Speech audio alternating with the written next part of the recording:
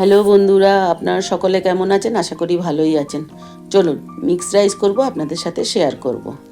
ছোট ছোট করে আমি গাজর, বিনস, ফুলকপি, পেঁয়াজকালি কেটে ধুয়ে নিয়েছি।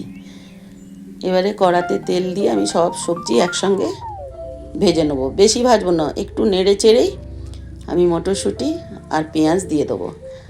এখানে পেঁয়াজকালি দেওয়া হয়েছে, পেঁয়াজ না দিলেও চলে, তবু আমি দিয়েছি। আপনাদের ইচ্ছা হলে না দিতেও পারেন।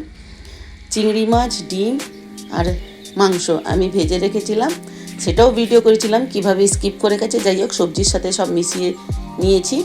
আর এই চাল আমি ভিজিয়ে রেখেছিলাম, আমি গোলদানা চাল নিয়েছি। জল গরম করতে দিয়েছিলাম, জল গরম হলেই চালটা দেবেন। যাই হোক, ভাত হয়ে গেছে। কড়াতে আর একটু তেল নিয়ে একটুখানি সবজি নেবো।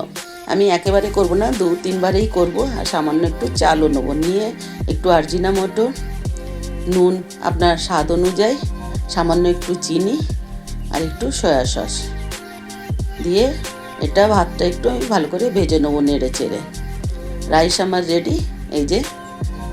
তো বন্ধুরা, যদি ভালো লাগে লাইক করবেন, কমেন্ট করবেন, শেয়ার করবেন। বাই বন্ধুরা, ভালো থাকবেন।